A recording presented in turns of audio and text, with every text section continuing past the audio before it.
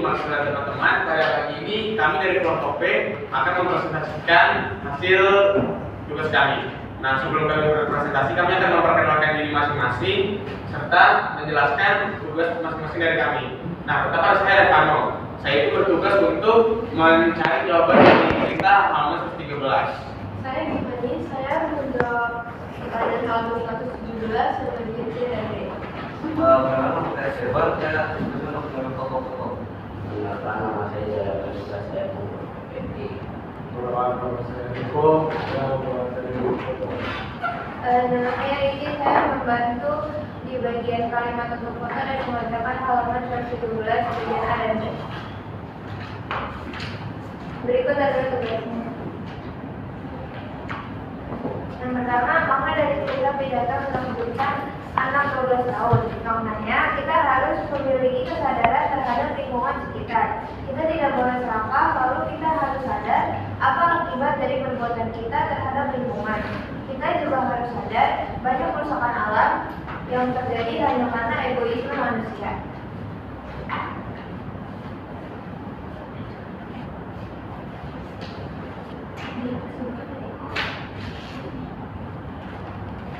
yang akan kubayarkan kurang lebih sama apa yang akan aku katakan jika aku ada di konversi PBB tersebut. Yang akan aku katakan kurang lebih sama. Aku akan mengatakan tentang efek dari perbuatan kita, tindakan egois kita, dan tindakan kita yang tidak bertanggung jawab terhadap lingkungan. Aku juga akan mengatakan kurang-kurang konflik yang tidak perlu. Hentikan peperangan yang tidak perlu, karena peperangan akan menyebabkan lingkungan kita semakin rusak. Halaman 117 nomor 3A. Kasih Tuhan kepada manusia yang ditampilkan dalam kejadian tersebut adalah bahwa manusia merupakan ciptaan yang sungguh maha baik. Maka manusia diciptakan setelah segala pembunuhan dan dibuatnya terpenuhi. Halaman 117 nomor 3B. Alam dan manusia adalah satu kesatuan yang tidak dapat dipisahkan. Halaman 117 nomor 3C. Akibat yang ditimbulkan dari Brahma Adam dan Hawa adalah mereka akan kesusahan mencari rezeki seumur hidup mereka.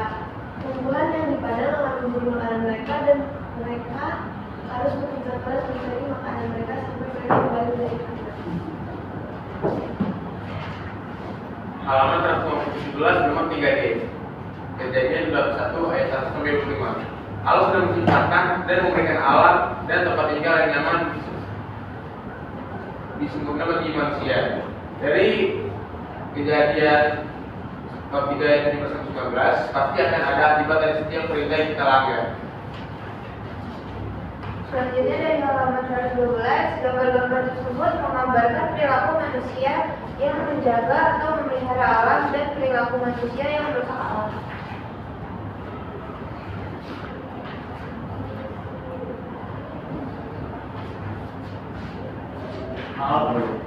Allah menciptakan manusia semua baik, maka ia menciptakan hewan bayangannya seperti ikan.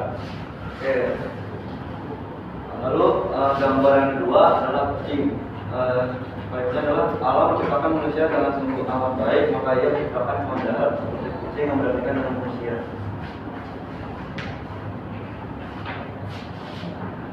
Manusia membutuhkan benda penerangan seperti matahari dan bulan. Misal di sekolah penerangan beberapa makanan dalam matahari. Perpustakaan adalah tempat untuk mencari ilmu tentang alam semesta dan pengetahuan lainnya. Dari foto ini manusia membutuhkan alam tumbuhan sebagai sumber oksigen. Di foto selanjutnya, daratan ini adalah tempat manusia untuk beraktivitas. Sekian dari kami. Apakah ada yang ingin bertanya? Seperti orang?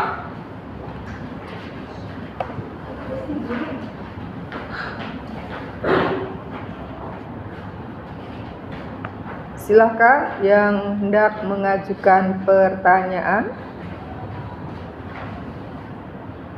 Ini memperhatikan atau pada sibuk dengan lamunannya nggak jelas? Dengarkan tadi presentasinya.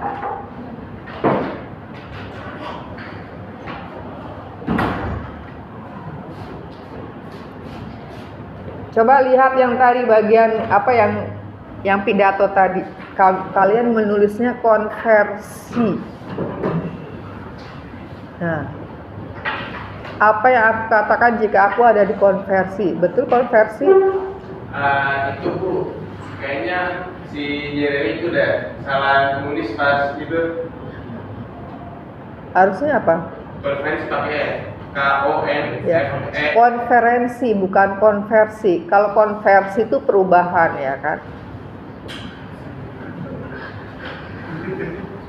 Jadi konversi itu perubahan. Misalkan dari A itu berubah menjadi B, dikonversi itu diubah. Ya, jadi konferensi bukan konversi, gitu ya. Jadi kalau ada yang satu sudah tahu ada kesalahan, ya segera diperbaiki selama masih ada kesempatan, tidak ditunda lagi.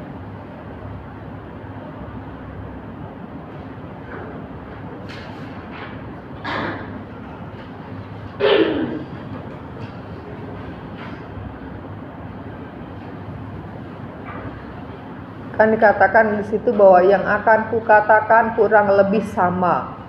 Aku akan mengatakan tentang efek dari perbuatan kita, tindakan egois kita, dan tindakan kita yang tidak bertanggung jawab terhadap lingkungan.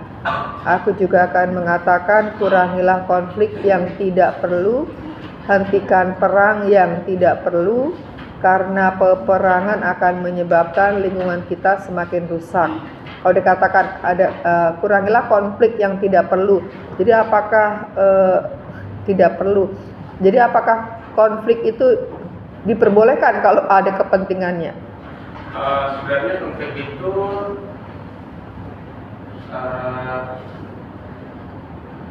apa ya bilangnya? Kan itu kan kurangilah konflik yang tidak perlu kan? Maksudnya tuh konflik yang tidak perlu sini kayak konflik yang melibatkan apa ya Bu?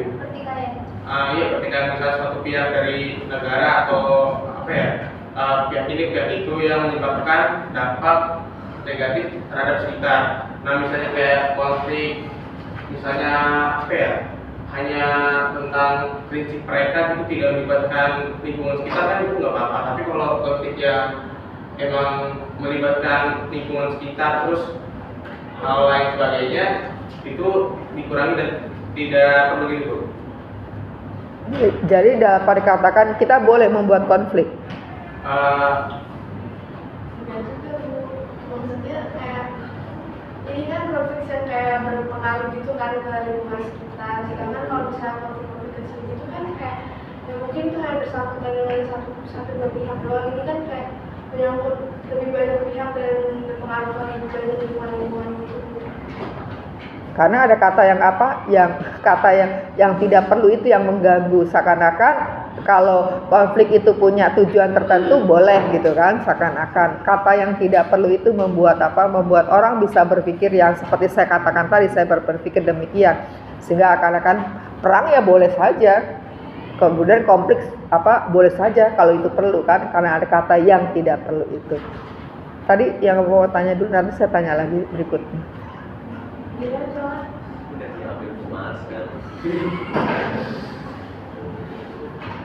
Ada yang mau lihat slide lain kan? Siapa tahu ada yang mau nanya. Oh, pasti ini. Tapi soalnya yang mana Rizky? Ini Rizky. Ada apa?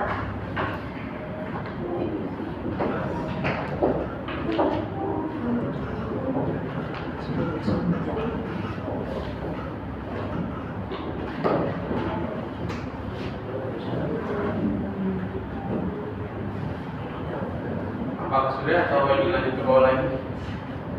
Nah itu konteks pertanyaannya apa ya? Karena tiba-tiba seperti itu jadi. Itu pertanyaannya kasih Tuhan kepada manusia yang ditampilkan dalam kitab Kejadian. Itu. Ya.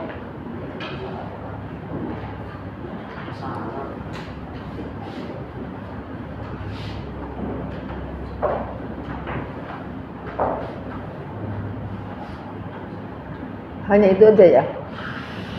Jadi kasih Tuhan itu hanya itu aja atau ada yang lain?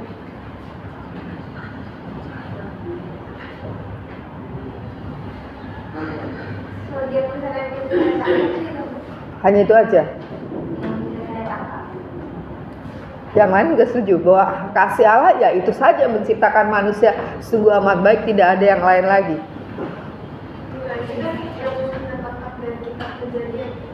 Kalau yang di kehidupan kita sekarang ini pasti lebih banyak sih. Nah, dalam kitab Kejadian itu apakah hanya penciptaan manusia aja? Dan juga saat itu tentang penciptaan zaman itu sih Ya karena kan di situ hanya dikatakan bahwa manusia merupakan ciptaan yang sungguh amat baik. Maka manusia diciptakan setelah segala kebutuhannya terpenuhi.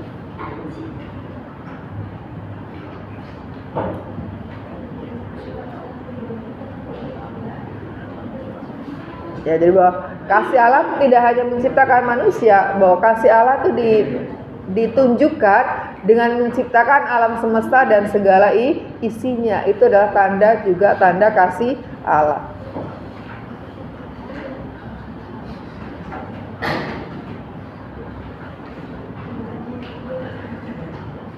Ya, silakan ada pertanyaan lain.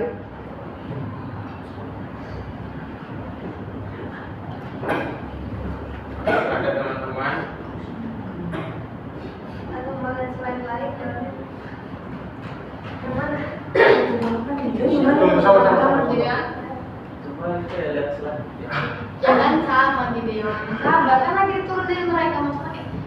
Selain yang mana gitu? Atas buka balik ke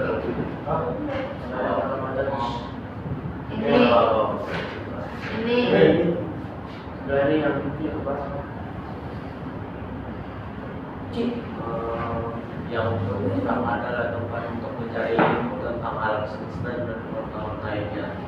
Maksudnya mencari ilmu tentang alam semesta itu kayak gimana sih? Manusia yang udah tahu seluruh alam semesta.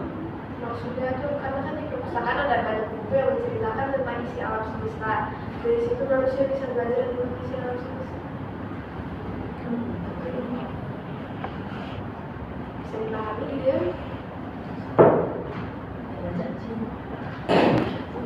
Lalu ada di mananya? Ya, coba slide berikutnya.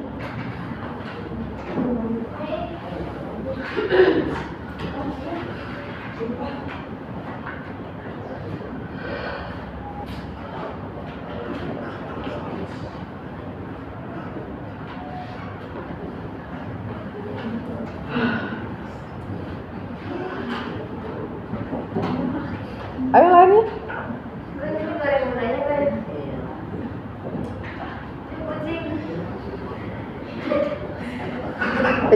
Coba yang kucing itu keterangannya bawahnya.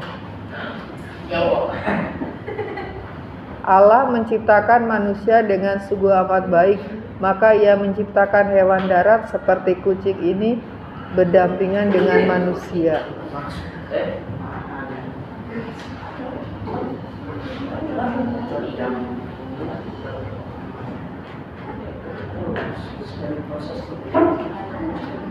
Nah, kan maka ianya tuh huruf kecil tuh huruf besar. Ianya itu kecil atau besar?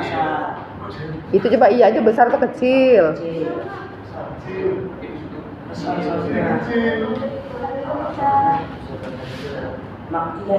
Karena beda kan? Iya huruf kecil dengan iya huruf besar itu berbeda. Tahu bedanya di mana?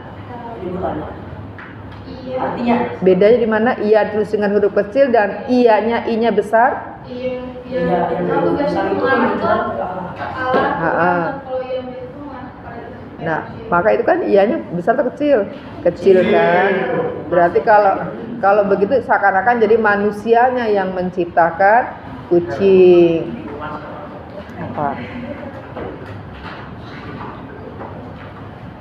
Coba yang tentang apa bagaimana kelompok mengartikan gambar-gambar.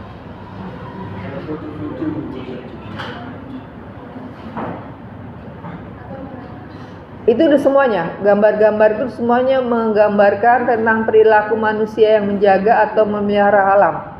Semuanya ya. Iya.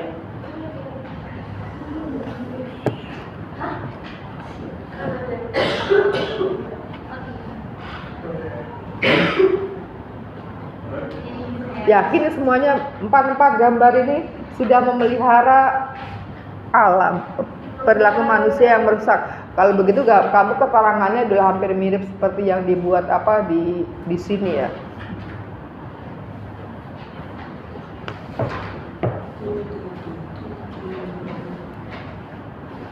Ya coba dijelaskan yang memelihara alam itu seperti apa, yang merusak itu seperti apa. Di luar konteks gambar.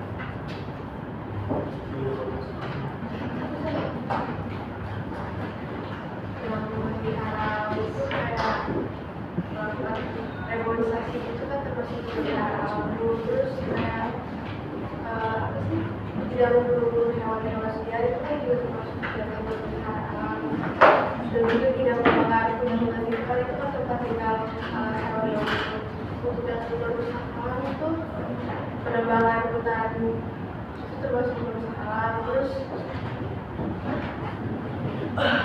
penebangan secara berlebihan. Ya, terus menangkap dan menggunakan Penebangan hutan atau penebangan pohon ya? penebangan pohon. Karena itu memang agak salah kaprah ya, penebangan hutan. Hutan ditebang, yang ditebang adalah pohon ya. Saya lagi yuk kita menebang hutan. Ya. Lalu dalam keseharian lingkungan kita yang contoh memelihara dan contoh yang merusak itu seperti apa di lingkungan kita sehari-hari di mana kita berada? Kalau contoh memelihara itu paling gampang itu di sekitar itu buang sampah pada tempatnya Bu. Misalnya tuh buat di sekitar sini kan ada banyak sampah tuh. Nah, itu tuh sekaligus contoh buat merusak lingkungannya. Soalnya kan banyak anak-anak sekolah itu kan yang bawa sampah keselokan di depan itu atau di lapangan. Nah, jadi itu buat contoh yang bisa masuk kan membuang sampah pada tempatnya menjaga dan kalau membuang sampah sembarangan itu kan rusak lingkungan. Oke. 6 menit. Ya, silakan. Ada lain lagi?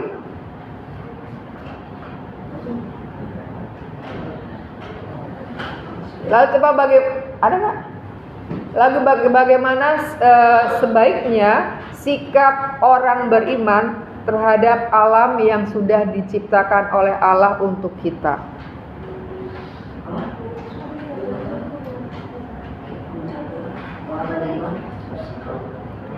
Bagaimana sikap kita sebagai orang beriman ya, yang telah Tuhan memberikan seluruh ciptaannya ini untuk kita?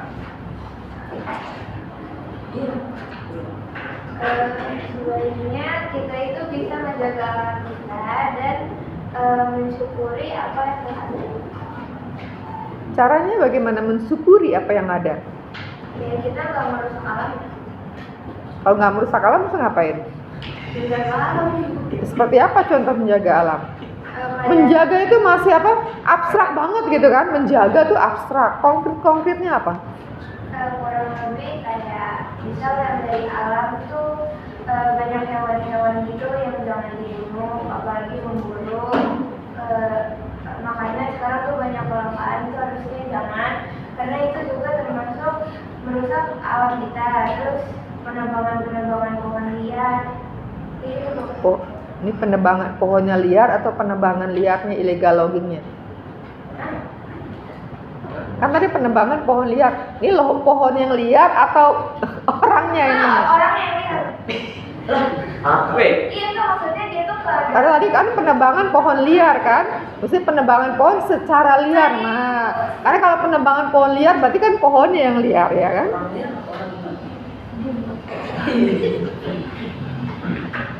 Itu saja?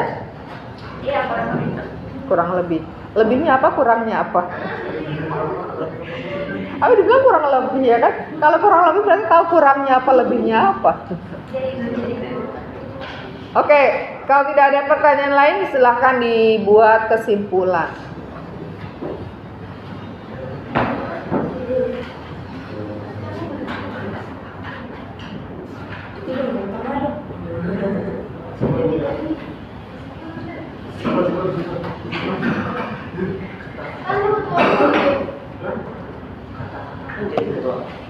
Gak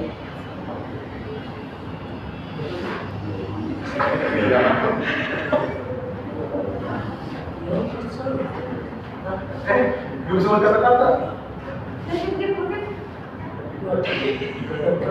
Belajar mengelaborasi. Nah, kesimpulan yang bisa diambil dari presentasi kami ini adalah kita itu harus lebih peduli dengan lingkungan sekitar, lalu kita itu harus bisa memiliki kesadaran untuk menjaga lingkungan sekitar, serta mengajak orang-orang untuk lebih banyak menjaga kebersihan lingkungan dan apa ya? Bisa dihubungkan dengan judul pelajaran kali ini. Apa judul pelajarannya?